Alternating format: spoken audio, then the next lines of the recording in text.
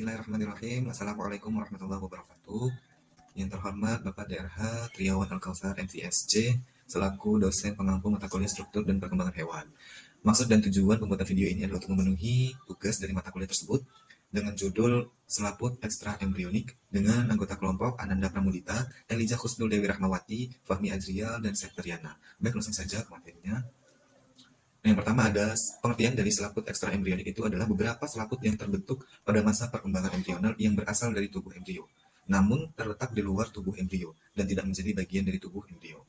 Fungsinya itu sebagai media perantara zat dan sebagai perlindungan bagi embrio. Selanjutnya, lapisan ekstra embrionik terdapat pada reptil dan unggas itu berada di dalam samping kerabang telur di sebelah luarnya. Kemudian pada mamalia itu ada di selaput embrioniknya fetus bersama endometrium induk yang disebut dengan sistem plasenta. Ada 4 macam selaput ekstra embrionik. Yang pertama ada kantung kuning telur, yang kedua ada amnion, yang ketiga ada korion, yang keempat ada allantois. Nah, amnion dan korion ini ektoderm dengan mesoderm somatis atau somatopleura. Kemudian kantung kuning telur dan allantois endoderm dengan mesoderm spangnis atau splagnolepura. Nah, berikut adalah gambar dari selaput ataupun lapisan ekstra embrionik berserta dengan bagian-bagiannya.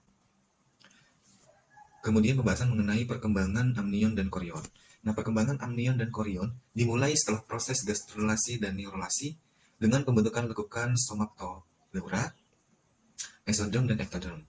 Perlekukan ini disebut sebagai amniotic folds. Bagian dalam lapisan somatopleura berkembang menjadi amnion, sedangkan bagian lapisan luarnya menjadi korion. Ruang antara amnion dan embrio disebut amniotic cavity atau kantong amnion. Sedangkan di antara amnion korion disebut dengan chorionic cavity atau extra embryonic serum. Nah, di dalam kantong amnion terdapat cairan amnion yang fungsinya sebagai untuk menjaga perkembangan embrio dari shock, menjaga temperatur agar tetap stabil, menjaga dari adhesi bagian fetus dengan kantong amnion. Nah, pada hewan vivipar memiliki peran yang penting pada kelahiran fetus. Korion bersama dengan allantois berperan pada pembentukan organ respiratori pada oviparus, sedangkan pada hewan viviparus berperan pada pembentukan plasenta. Kemudian ada pembahasan mengenai perkembangan allantois, berkembang dari hindgut sebagai kantung kecil dan kemudian berkembang dan tumbuh sebagai membran ekstra embrionik yang mengelilingi embrio di luar amnion.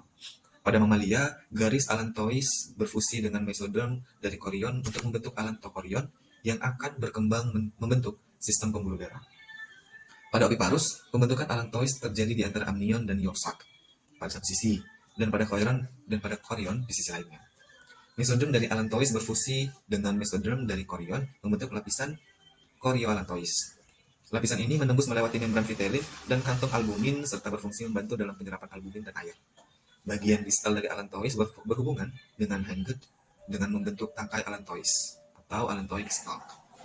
Ketika tangkai allantois dikelilingi oleh tangkai yolk atau yolk stalk, gabungan dua tangkai ini disebut dengan umbilical cord.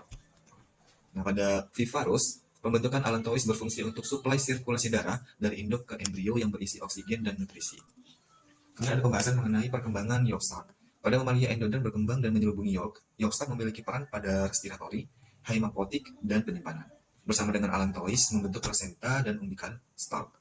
Pada viviparus, yolk stalk terbentuk dari ekstra embryonik splagnolepura yang berkembang dan menyelubungi yolk. Yolk dihubungkan ke lambung oleh yolk sac. Yolk sac memiliki fungsi yang sama dengan hati, yaitu sebagai organ hematokoksis yang ataupun dan melakukan fungsi biokimia. Nah, selanjutnya ada bagian dari pembahasan mengenai kantung kuning telur. Kantung kuning telur ini merupakan selaput yang menyelubungi kuning telur, berkembang baik pada unggas, tetapi relatif tidak pada mamalia. Dipenuhi oleh pembuluh darah vitelin yang berkembang dari mesoderm spangnis. Fungsinya untuk penyerapan kuning telur. Nah, berikut ada gambar yang bisa kita lihat bersama. Ini ada bagian-bagian yang sudah diberi keterangan seperti amnion, korion, ada ektoderm, mesoderm, dan endoderm, ada yolk sac, ada cryonic villi. Kemudian ada yang gambar kedua itu amniotic cavity, extra embryonic xylem, ada embrio, ada korion, dan ada yolk sac cavity. Kemudian selanjutnya kantung kuning telur itu pada unggas. Nah, di 6 hari setelah inkubasi itu terjadi kuning telur. Kemudian kantung kuning telur mengecil dan tertarik ke rongga perut itu pada hari ke-19 inkubasi atau 2 hari menjelang menetas. Nah, kemudian pada 6 hari setelah menetas itu menjadi sisa kuning telurnya terserap ke seluruhnya. Kemudian pada mamalia, kantong kuning telur itu hematopoksis, dan pada beberapa spesies sebagai sumber bakal sel gamet primordial. Materi selanjutnya yaitu ada amnion. Selaput yang menyelubungi embrio atau embrio di dalam rongga amnion yang berisi cairan amnion. Terdapat pada hewan amniota, contohnya seperti reptil, unggas, dan mamalia. Kemudian pada hewan amniota, yaitu seperti ikan dan amfibi. Nah, selanjutnya di sini ada kantong amnio yang berfungsi, yaitu yang pertama mencegah embrio kering, yang kedua mencegah pelekatan embrio pada selaput ekstra embrionik, yang ketiga yaitu peredam goncangan, yang terakhir yaitu menyerap albumin seperti pada ayam. Cairan amnion yaitu bertambah sesuai umur kebuntingan kecuali bunting tua. Selanjutnya membantu pelebaran leher rahim dan melumasi jalan lahir. Kemudian kelainan hidropamnion atau oligamnion.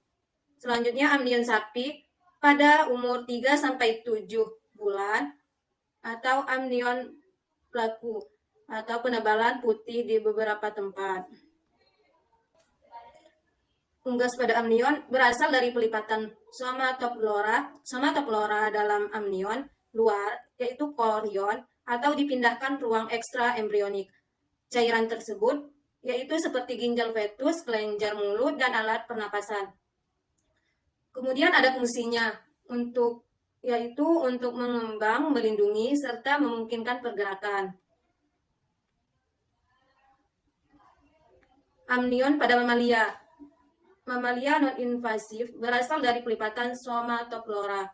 Mamalia invasif yaitu mamalia dan rodensia terjadi akibat peronggaan dari inner mast cell atau ICM pada saat proses gastralisasi. Kemudian ada korion, selaput ekstra embrionik paling luar, yaitu berfungsi yang pertama membawa bahan-bahan beberapa gas masuk ke peredaran darah fetus. Yang kedua mencegah masuknya bakteri. Unggas pada korion yaitu menempel pada selaput kerabang telur. Selanjutnya pada usia 7-8 hari inkubasi atau korion allantois menjadi pertukaran gas dan air. Pada mamalia berhubungan dengan endometrium membentuk plasenta. Selanjutnya memiliki pili-pili dan kaya akan pembuluh darah atau pertukaran darah dengan induk. Nah, di sini ada gambar beserta bagian-bagiannya, termasuk gambar amnion serta bagian-bagiannya. Kemudian ada allantois, yaitu evaginasi ventromedian usus belakang. Yang kedua, dinding 2 lapis, menjadi endoderm usus dan mesoderm sphinctis atau kaya pembuluh darah, seperti pada reptil dan burung, yaitu selaput corolliantois. Dinding dalam kulit telur atau pilar darah langsung berhubungan dengan udara luar. Selanjutnya hewan besar, terbentuk dari ke-24-28 apeks menyempit dan miskin pembuluh darah, yaitu ujung korio allantois necrotis. Kemudian korio allantois menjadi bintik atau garis berwarna putih. Kemudian endapan kalsium seperti pada sapi pada usia 60-90 hari. Fungsi allantois yang pertama yaitu ada kantung urin ekstra embrional atau cairan urin yang menjadi asam urat. Yang kedua yaitu paru-paru ekstra embrional menjadi bagian luar dinding allantois ada area vaskulasa. Kemudian mencerna albumin pada reptilia burung dan mamalia bertelur. Yang selanjutnya bagian plasenta fetus.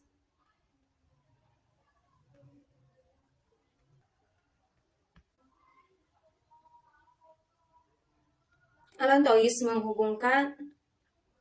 yaitu menghubungkan allantois dan usus belakang menjadi tangkai allantois dan tangkai allantois dengan tangkai kuning telur menjadi tangkai perut atau belly sac. Kemudian dari di sekitar tangkai perut menjadi banyak pembuluh darah yang masuk dan keluar tubuh fetus. Kemudian menjadi cincin pusat. Yang selanjutnya amnion dan tangkai kuning telur, serta allantois menjadi tali pusat atau umbilical cord. Kemudian di sini ada gambar allantois beserta bagian-bagiannya. Sekian materi dari kami, semoga bermanfaat. Kami akhiri, wassalamualaikum warahmatullahi wabarakatuh.